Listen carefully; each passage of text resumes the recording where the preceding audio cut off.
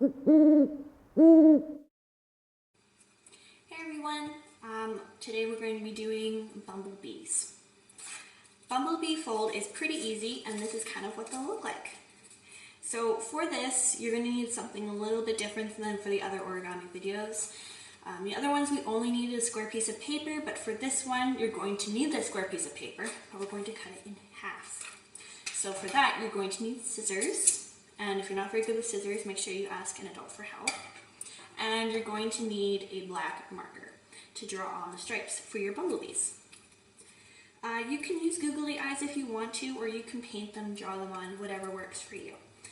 This is how we did ours, and it turned out pretty cute, so stay tuned. Hey everybody, and welcome back to Origami with Celine. So for today's origami, we're going to be doing bumblebees.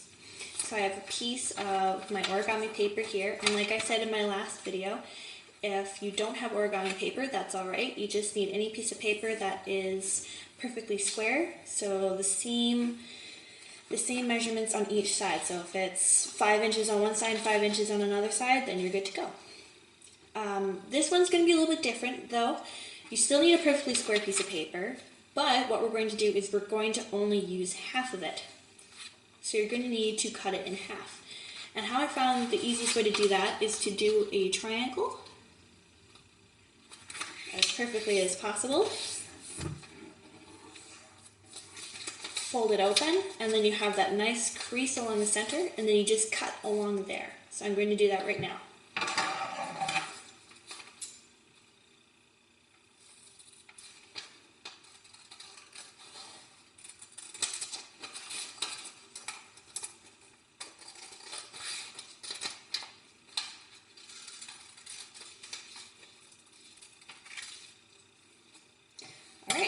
So actually now you have two of them. You can even do two bumblebees if you want, because you have two different pieces of paper. But we're only going to do one for this video. So I'm going to use this triangle right here. And our folds are pretty simple, but it's a little bit different because we're using a triangle this time. So you're going to flip it around, white side up, if you're using origami paper, otherwise it doesn't matter. And what you're going to do first is fold it in half. So line the two tips up and in half, just like that. Just like this. Make sure it's nice and tight like this, and then you fold it back open again. So now you have a crease running along the center of your triangle. See that right there?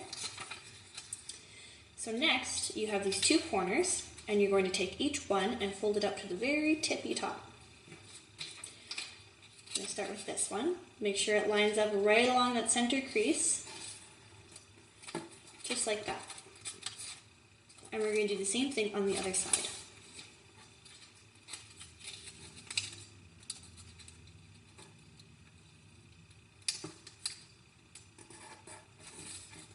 There we go.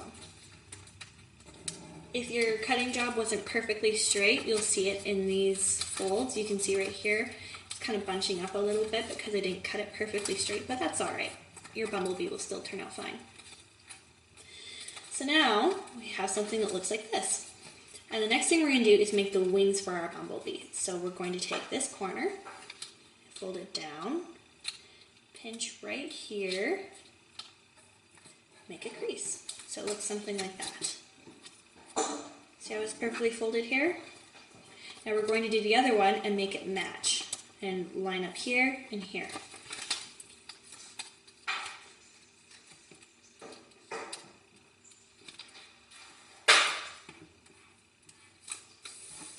And there you go. You can kind of see our bumblebee starting to take form. We've got the two wings happening here. And now this part's a little bit tricky, but I'm sure you can do it. You have to fold this down about this far.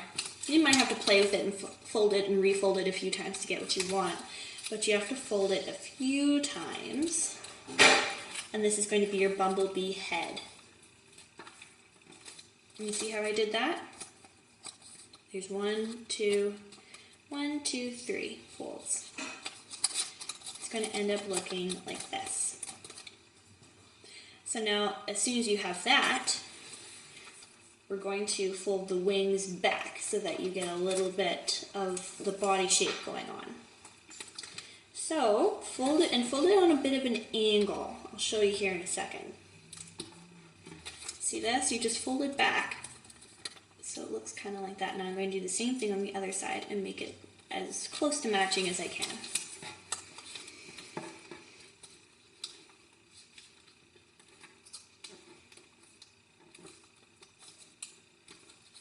Okay, and drag my nail across it. There you go.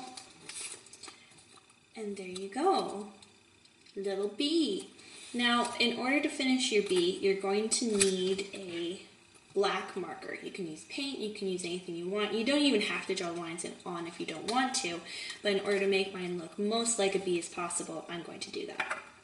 So hang on one second while I do that.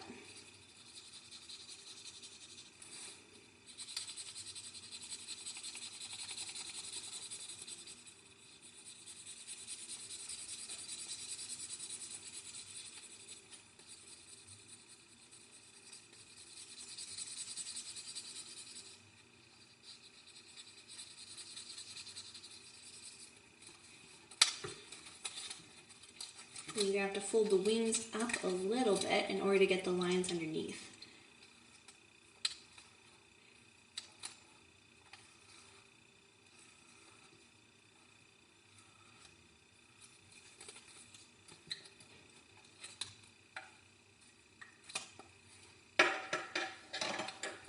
Alright, and there you go, a little bee. Now if you want, and you have some googly eyes, you can add some googly eyes, and this is what he'll look like.